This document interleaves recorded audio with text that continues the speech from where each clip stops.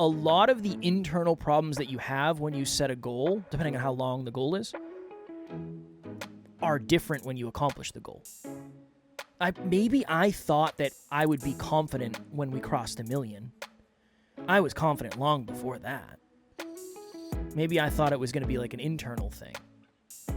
You and I, as young men, we sought after things, but we didn't understand why we were going for them. So of course, when we get them, they're going to be different than we thought. And I actually think that's part of the growth journey. I think until you make 6 figures, you assume it's awesome. And it is awesome, but not in the way you think. Next Level Nation, welcome back to another episode of Next Level University, where we help you level up your life, your love, your health, and your wealth. Today, for episode number 1864,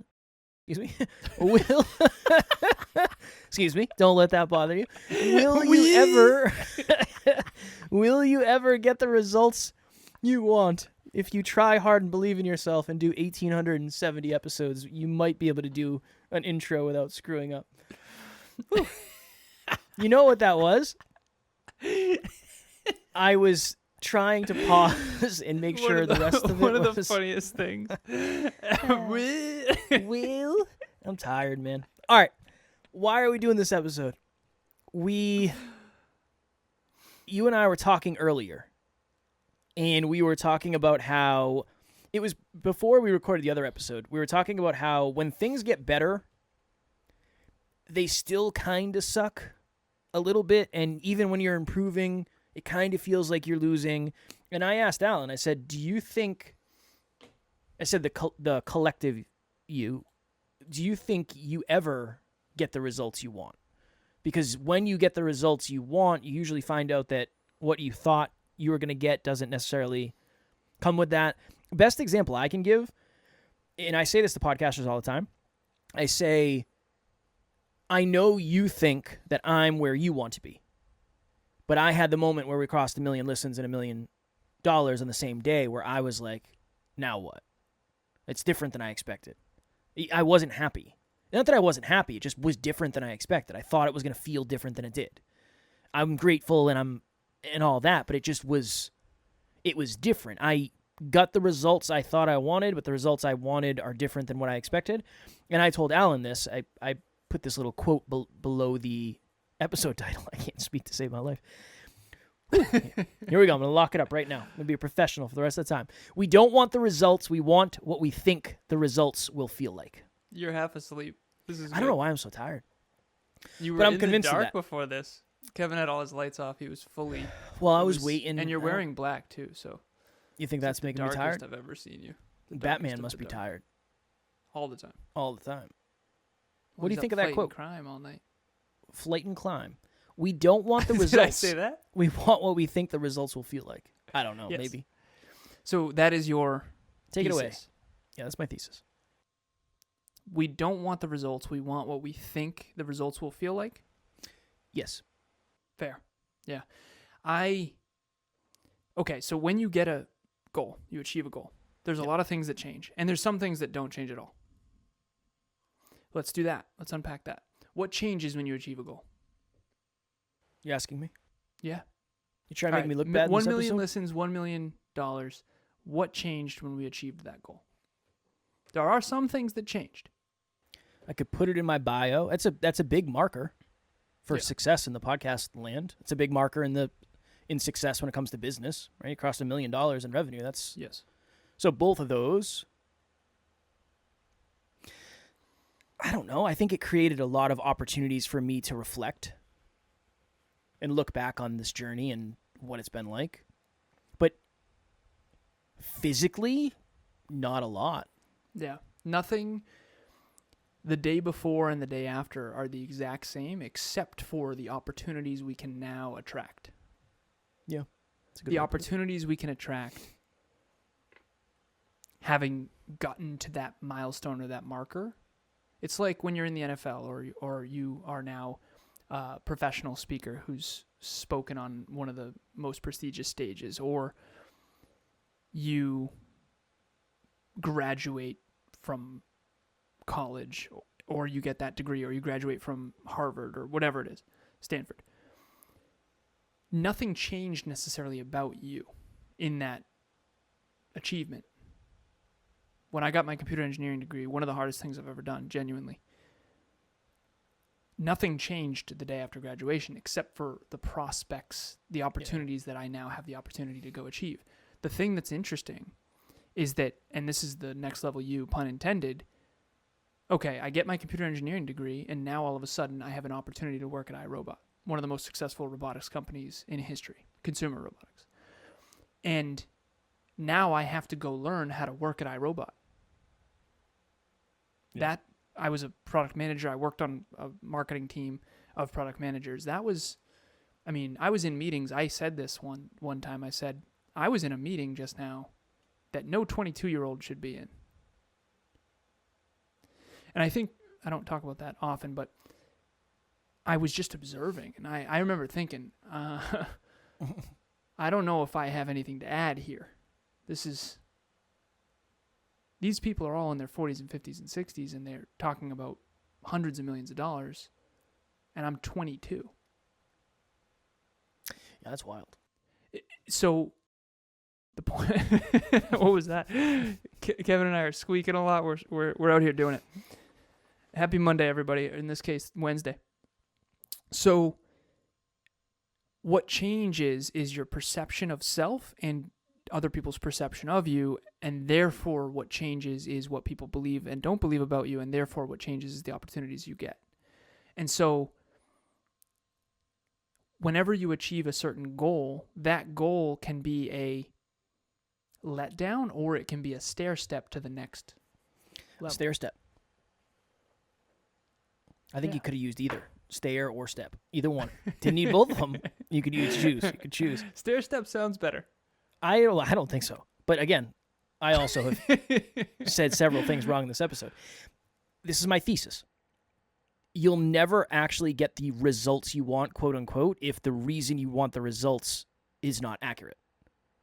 If I thought, okay, when we cross $1 million and 1 million listens, I'm going to be blank. I'm going to be whatever, right? I'll have 500 clients and I'll be financially free and I won't have to do anything ever again.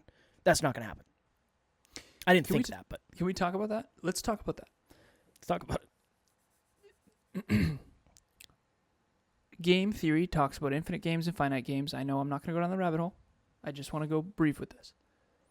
A finite game is this podcast episode. An infinite game is having the most successful podcast possible in terms of positive impact.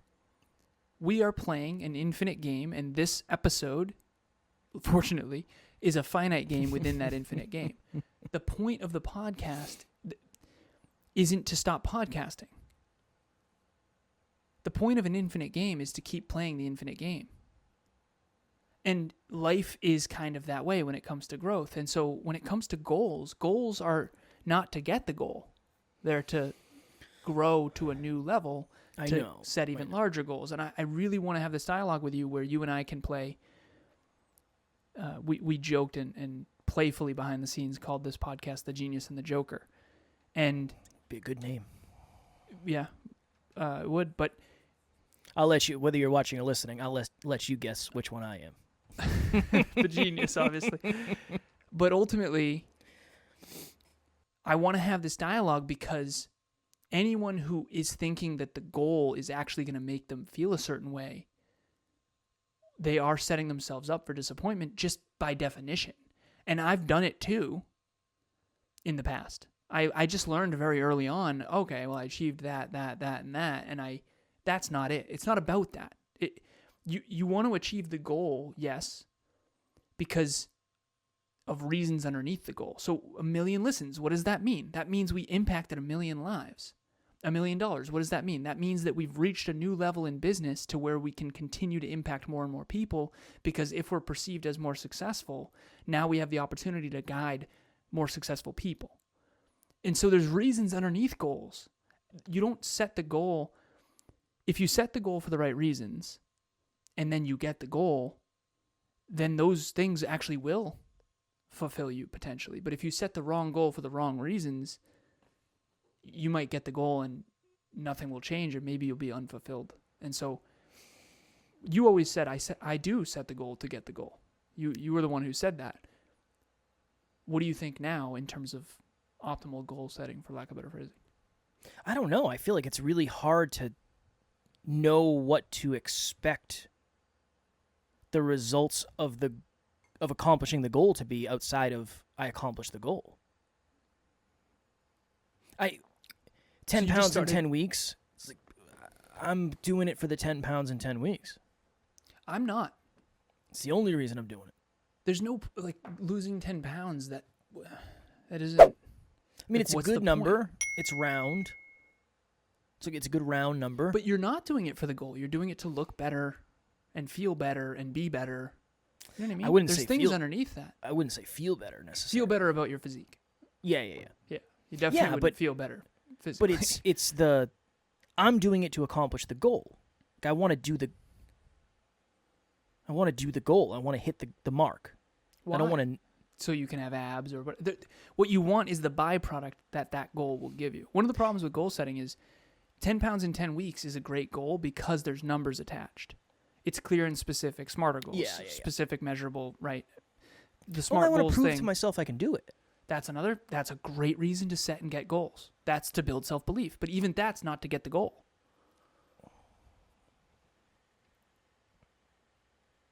The version of Kevin sitting in front of me right now has achieved how many goals in your life? Just give me a ballpark. I never even know what to say when you say that. Thousands of goals. Okay. This version of Kevin believes in himself how much more than Kevin at 10 years ago? 100 times. That's really the point of goals. All we really want in life underneath all this is to feel good about ourselves and to believe in ourselves. But there has to be, what if that's not enough necessity though? Just do this for 10 years and then you'll probably feel pretty good. No, it's not. Well, okay, so Podcast Growth Nation, you just started. Yeah. And there's a reason underneath why you started that.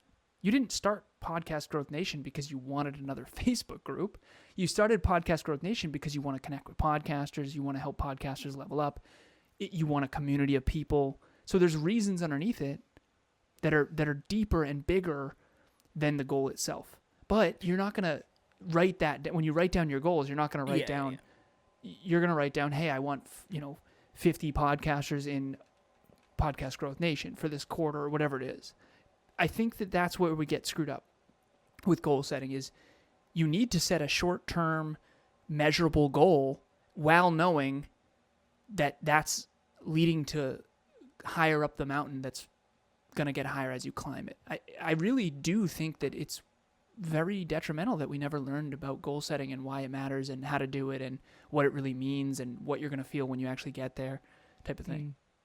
Well, I don't know if I have a good example then, because what you're saying makes a lot of sense. And I concur. But I feel like if you knew what you were going to get when you accomplished the goal, you would also know how to accomplish the goal better. The collective you. So it's just like you'd also know the detriments that come. If you know the potential, the upsides of what happens when you accomplish it, you'd also know the detriments.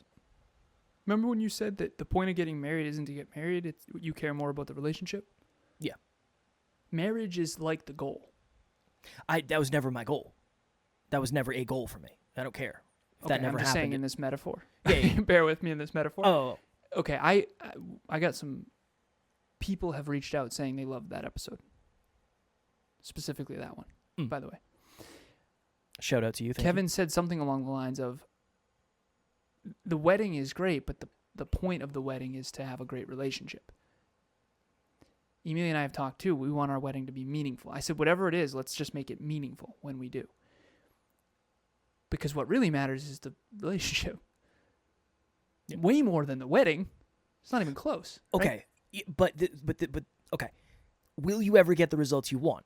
That's like saying, we got married, now it's going to work out. But that's the same as when you set a goal of 10 pounds in 10 weeks. Oh, now I'm fit. No, you're about to let it ride now. I'm more fit. You're more fit, but you're about to lose it if you don't set another goal. So what do you just forever. rent the results you have until you Yes. return them for a different result? All results are a byproduct of something, of aiming higher. All results are a byproduct of aiming higher. Kev, the shape you're in right now is a byproduct of you trying to get in better shape. So Kevin is Trying to get currently strong not as in an as good a ox. shape as he wants to be. And this Here's result here's where things get wonky, though. I am not as disappointed in myself as you are in yourself.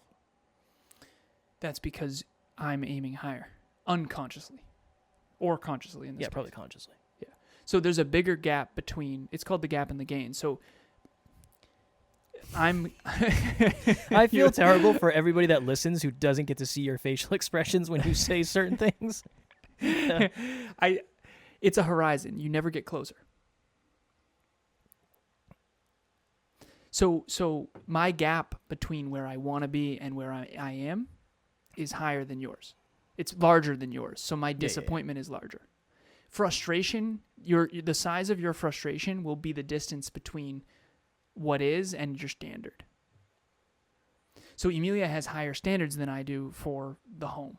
So she's more frustrated than I am about most stuff. And I'm assuming Taryn's the same way. You don't really care about much. Could care less. I've traveled with you. You don't. Yeah, I don't care. But frustration is a byproduct. So you care more about being on time. So you're frustrated with me sometimes. You have a higher standard than I do. Now here's where it gets wonky. Formulaic thinking. The higher your belief, the higher your goals. The higher your goals, the higher your standards have to be. So whoever has the highest goals has the highest standards. Or it has to have the highest standards, or you'll be disappointed more. So I have to choose. I either live with more disappointment or I up my standards. So I've chosen disappointment. No, in this case I have. But that's one of the really negative things about self-belief. The more you believe in yourself, the higher your goals will be, and the more disappointed you'll be. And there's no real way around that. In a way, like, you can be grateful. I'm grateful for my physique and wildly disappointed. Let me ask you a question. Talk to me. What is your relationship with the result? How does your relationship with the result affect your perspective of it? Because I was never the tall, lanky kid. So I've always kind of been in shape. So what if my standards are different because of my experience? Is that a thing? Yeah, definitely. So Kev likes being leaner because you're shorter. Yes. I don't like to be leaner because I feel lanky. And so your experiences do greatly affect and impact what you shoot for. Most of our goals in early life is the opposite of pain. So my stepdad left, took 90% of the income with him, worked for a hospital computers company called AGFA, and I went from boats and ski trips to very low income. Yep. So my decision was going to be lawyer, politician, president, or it was going to be computer engineer or engineer, MBA, CEO. Both of those make a lot of money. I wanted to make more money because I saw lack of money create pain. And so most of our goals are just a directional opposite direction of our pain. So if not having money growing up caused you pain, you probably have had goals to be wealthy. It definitely caused pain. And when you become hyperconscious, shout out to Hyperconscious Podcast, change the way you act, change the way you think, change the way you act, change the way you live. My bad. But seriously, most of you and I, as young men, we sought after things, but we didn't understand why we were going for them. Definitely. So of course, when we get them, they're going to be different than we thought. And I actually think that's part of the growth journey. I think until you make six figures, you assume it's awesome. And it is awesome, but not in the way you think. Well, it's not going to fix. What it will do is it will help you with all the problems that are monetary. If you have monetary problems, six-figure income will help more than $80,000, as long as you do the right thing with it. If you have an insecurity about being short, here's $100,000. Like, let me know how that works for you. It ain't going to do it.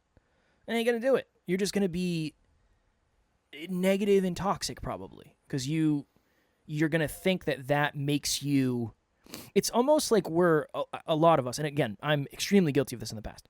You're looking for the thing that is the supplement that closes the gap on what you don't like about yourself. And then when you get it, you almost go like way too far and you become the opposite. You go over. And then you don't like yourself because of how far you've gone over. What's the tangible example? I think somebody who was undervalued and nobody gave them respect in school and they were always looked down on, they eventually crush it and they get really successful and they have a lot of money and then they just become arrogant. And they go way over. It's almost like they think they should because they've achieved success. They can go over. And everybody should accept that. I think it's that. But that only works in the department. And money's like the weird thing where it really only works in the money department. Because I was going to say, well,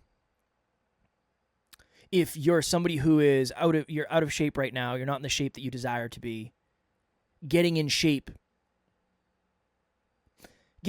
will help, but like that might not be why you don't love yourself. It might not be because you're not in shape. That might not be it. It might be deeper. It's probably deeper than that. How many bodybuilders have I known that have body dysmorphia? And they're in better shape than anybody you would ever see, and they don't like themselves at all. Yeah. So even or that. Pretend to love themselves a lot when they don't deep down. Or pretend to love, yeah.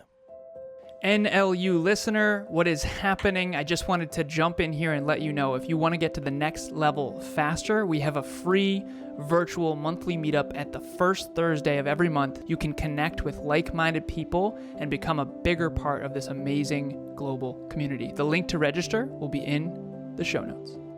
You said something that brings us back to the title of the episode, and I love this conversation. This is hyperconscious. I adore this. My apologies to the audience for I'm cognitively, I don't know, I'm off tonight. I don't know why. Not sure. I think we're feeling it. I'm foggy, foggier than usual. Yeah.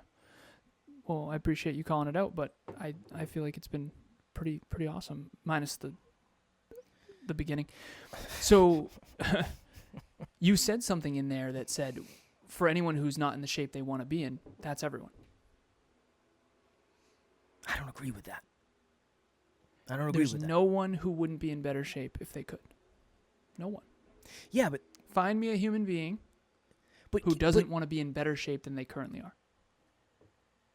That's the point of the infinite game. But find me another human being who doesn't want to be wealthier than they currently are. You don't think that exists? I don't. That's got to exist. Human beings are meant to expand. We're meant to grow. Find me a human being who doesn't want to be more in love, more wealthy, more healthy. But at what point is that toxic? It's toxic if it's to your belief? Shame-based. It's toxic if it's shame-based. There's a big difference between wanting to be in better shape and I need to be to feel okay. Good. Okay, fair. There's a constructive and a destructive version of everything. What about... I playfully joked with Emilia. I said, we don't do shame-based anything in this house, but I will guilt you. I'm joking. I genuinely am joking. But guilt, the difference between shame and guilt is, Kev, come on, man, you're better than that. You know you're better than that. You can do better. That's guilt. Shame is, honestly, you're kind of a fucking terrible business partner. I don't like that one. I'm being playful. No one clip that out. That's not true. Shame is, Kevin, you are bad. Guilt is, come on, man, let's rock. Now, I'm not saying to go around guilting people. Yeah. There's a place. I'm your coach, so sometimes I might, come on, you got this. You can do it. And it's guilting you against what you have said asked you wanted. Me to. Yeah, exactly. That's the cool thing about coaching is you're asking for someone to hold you accountable. So it's not. But I never shame-base, ever. There's never shame-based. And I'm working on that with myself because sometimes I shame myself. Emilia will catch me talking negatively to myself and she'll say, I don't know. And I'll say, okay. How has that changed? I'm intrigued by that. What do you mean, the shame-based versus the... For you, how has that changed for you? It's an energy. So I'll still say things like, Alan, Oh, get your okay. fucking... so you'll hear me say, Alan, get your fucking ass in the office. But see the energy? Mm-mm. It's playful versus an actual shaming. Okay. Yeah, and I think that's... Don't quote me on this at all, because seriously, I genuinely have never researched this myself. Emilia has. Apparently, if you were to shame attack... No BS, Cav. This is going to get a little woo for a second. I'm ready. Woo Okay, me. you ready? If you were to Plants. shame attack with hateful energy, negative energy toward water, and then put it in the freezer, the crystalline structure would be different. Interesting. And if you were to speak loving to water, and then put it in the freezer, the crystalline structure would be much more structurally sound. And they've proven this with plants. If you talk... I've heard that. There's positive energy is a thing. I'm not going to go too far. I'm an engineer. Okay, listen, academic, engineer, intellectual. I can't with some of this stuff. However, I know quantum physics is energy, metaphysics is mental and emotional, and then Newtonian physics is physical. And I believe in all three. I do. What that means is a whole nother rabbit hole. But I do believe shame-based hateful energy is not good. And I do believe it has an impact beyond what we can physically see. I wish you kind of clued me into your learnings of that and you shifting that for yourself, because who knows what I've been doing to myself behind the scenes. You know what I mean? It'd be good to know that when you get onto this new age shit. Just tag the kid in. Let him know, hey Kev, Do you know the do way we've been shame-based stuff talking to with yourself? what's that? Do you think you do shame-based stuff with yourself? No, probably not. I don't know if I've ever really resonated with that anyway. I think you have to have hyper high belief for that to even cross your mind, to like do it on purpose as a mechanism for going and doing it. It wouldn't work for me because it would just make me feel bad about myself. With you, I don't know if it ever but if you consciously were over, made if you you feel were bad. over and someone was delusionally over and they thought the world of themselves, maybe that would bring them closer to 5, and maybe that's why it's a thing. Yeah. And I'm not saying they should do it, because I think what they really should do is sit with whatever's accurate, but that's a I whole thought nother... I had it. I thought for sure I was going to be the one in this episode. I was like, I got this. This is going to be good. I'll have the through line. It's going to be fine. And you poke some holes in my thesis, and now I have to contemplate. I appreciate it. It seems hopeless. Is it hopeless? What, the goal setting thing? Just all of it. Well, What are we doing? Let's make it empowering. What are we I think doing it's here? empowering to realize, well, think about the alternative. I really appreciate this conversation. I do. What's the alternative? Set no goals and feel terrible about yourself. Is there a way? Is there an in-between? Yes. What is it? The right size goals in the right direction for the right person. But it's all an optimal stopping problem. And I feel really good fitness-wise. that means you're fulfilled in fitness. That means that you are in alignment in fitness with your potential. That's what that ultimately means. If I was your coach, that's what I would tell you. And I'd say, okay, where are you unfulfilled? And you'd The say rest of money. life. The rest. Yeah, of and life. I'd No, say, I'm just okay, kidding. let's... I'm kidding about that, by the way. Yeah, if anybody I hears that. But the truth is you're more fulfilled in fitness than you are in finance. Definitely. True? Yep. Okay. That means we need to get you in line with your potential in finance. I've been And playing that's the what- lottery every night. Nothing's happened yet. I'm waiting. You got lucky numbers? You know stuff. What are my lucky numbers? Throw them my way. I'll go scratch them off. There are no lucky numbers, sir. Hyper rational. Very hyper rational. Can you wrap this in a bow? Because I Definitely think it's not. empowering to realize you're achieving the unachievable. We all are.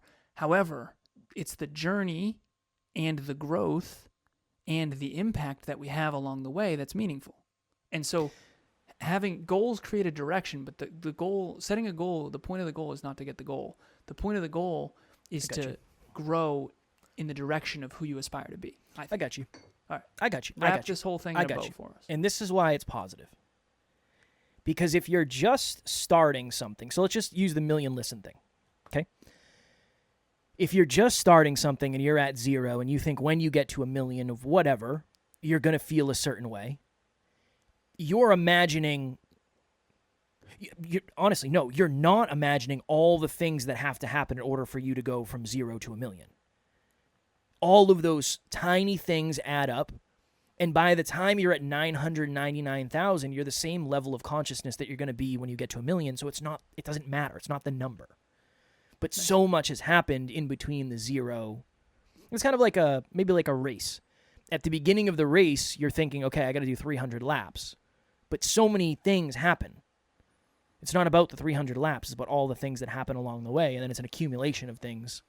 And then that's why it's not necessarily super exciting when you achieve the thing. That's part one. And I think part two is, in a way, a lot of the internal problems that you have when you set a goal, depending on how long the goal is, are different when you accomplish the goal. Maybe I thought that I would be confident when we crossed 1 million. I was confident long before that. Cool. Maybe I thought it was going to be like an internal thing. That's a super relatable thing right there. I think that's a piece of it. Is okay. Just like the 10 pounds in 10 weeks, you think you're going to be more confident, and you probably will be because of the discipline it takes, because of the keeping the promises you make to yourself, because eating better and having better energy levels and sleeping better and hydrating more. See how the goal creates the necessity to do the things that actually will make you feel more confident. Well, then you'll also get a six-pack, which is also awesome. Well, that's definitely awesome. I was going to say, you think getting to 1 million listens will make imposter syndrome go away? I bet you it makes it worse. Because if you no, because I don't really have imposter syndrome for that specific thing. But if I did, yes, it would make it worse, 100%.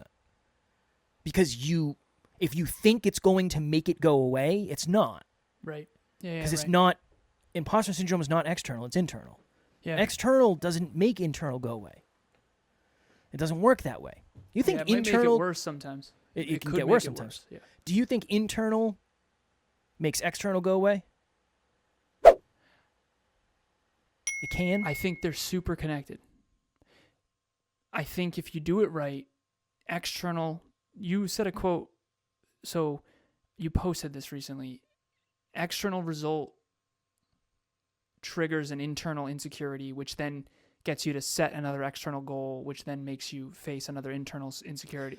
I think that's the growth journey. I think if the growth journey is working properly and we're staying in true self, which is being humble, staying humble and accurate, I think you set an external goal and then you build toward it. And in the building toward it, you're forced to face your insecurities and your fears, which makes you more courageous and more humble and more belief. And then you become the type of person who is capable of achieving it, which then you become more internally sound. And then when you do, you aim higher because why wouldn't you? You're more internally sound. Here's where it gets the negative cycle. And I've been guilty of this, and you have too, when we were younger.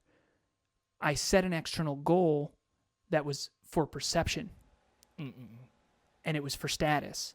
And then I got the status, but I did it in a way that was more looking good than getting better.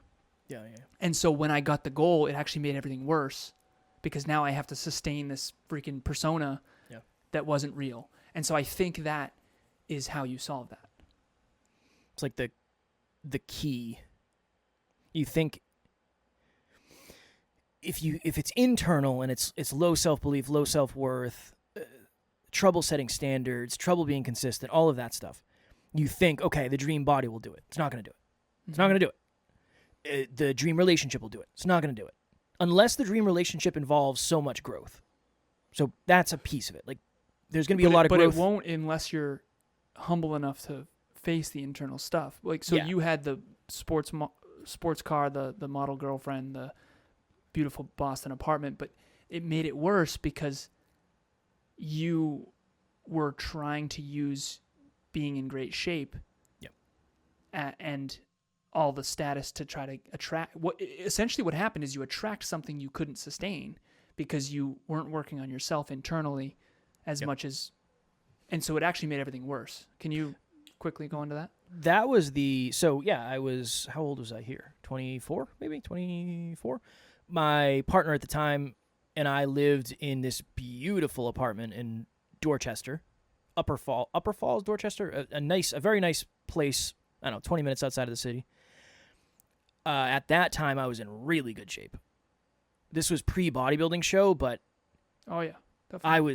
I had a six-pack. I could eat whatever I wanted. It looked like Jacked. I could eat whatever I wanted. I was in really good shape. Looking back, it's like, how did you didn't know? I didn't really know. You don't know. You don't know at the time. The job was crushing the job. My girlfriend was a model. Like all the stuff, all the external stuff. Money in the bank. I was doing great financially. I remember we'd go grocery shopping and I'd spend $500 a week. Like it was nothing. It was like, oh, whatever. Get whatever you want. I don't care. We'd come home with so much food. And I wouldn't think twice. Like, yeah, throw it on the cart. It's all good. Reckless. I remember one time I was home from work because we were off. We were in between contracts. And I was playing Call of Duty. And our bedroom was on the third floor, in the third floor loft of this beautiful apartment. And I remember that was the first time I ever thought to myself, if this is what life is, I don't know if I want to do it. I wasn't suicidal. I wasn't making a plan, but I remember thinking, if life is just this gray, bland existence, I don't know if I want to do it anymore. Because I thought I should have felt differently about everything that I had. And in hindsight, what do you think now? In hindsight, that makes sense because you achieved all these external things, Yeah. but you didn't really grow that much as a I was man. living beyond my internal self-improvement means. Yeah. It's like I didn't have enough glue to keep everything together. Yeah, so if anything, you're in over your head now. And now Yeah. you got to figure out how to sustain it. Yeah. Yeah. And then I Versus lost becoming the type of person who can easily sustain that and actually enjoy it. And then, yeah. Great Yeah, episode, and man. I really think now more than ever, I think if I had to pick, I wish I went purely internal first, went broke, and then went external to juggle it out. Same. I won't say balance. Same. I was purely external, no internal, and then they both have their detriments, but A lot of men fall for that. I think that's understandable. a very common man thing. Yeah. And I think it's enculturated because we see so many guys with these popping bottles with models and Ferraris, right? And I think a lot of men fall for that. Yeah. Young men in particular. Well, because you think they're happy. And they're acting like they are. Yeah. How could you not be? No, right? I'm telling you, a lot of them aren't. We've met a lot of them. I've known many of them. I've been not to that. I'd never had a Ferrari, but one day we will. But that's the thing is, I said this and we'll go because I know we're going long here. When I bought my car, I always wanted a car, a luxury car. It was like something that was never going to happen for me. It was never ever going to happen. And I literally, when I drove it off the lot, I was crying that day. It didn't change anything internally. Maybe I get boosts of confidence in it. But even that is freaking dangerous.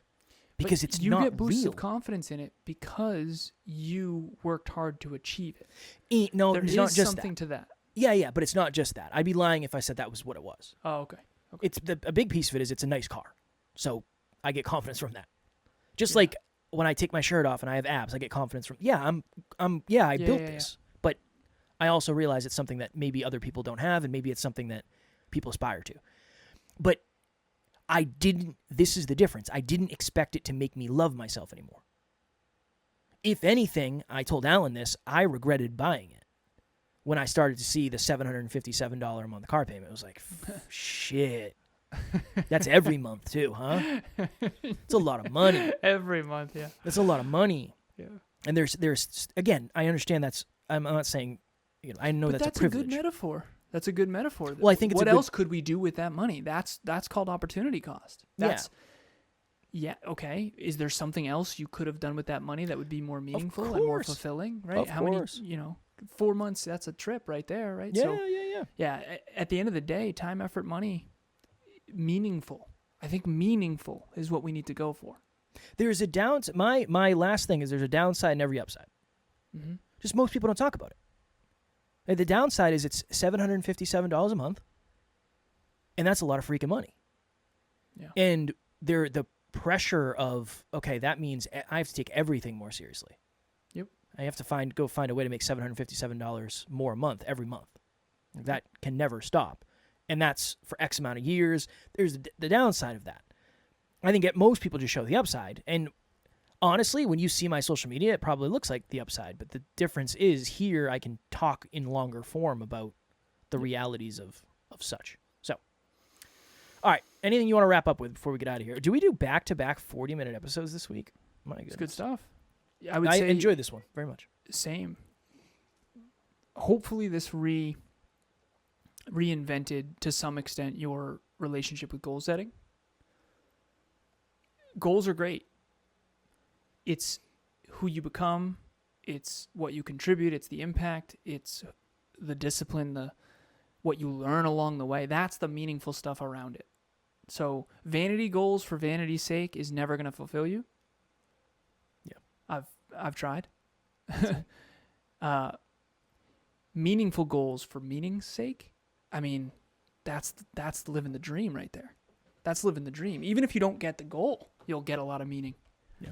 So that's all what I would say is meaningful goals for a meaningful purpose and meaningful progress toward those. I mean, that's a next level life, I think, right there. That's it. A piece of a Next Level Life is a Next Level community. And if you are looking for a Next Level community, we have a private Facebook group, appropriately named Next Level Nation.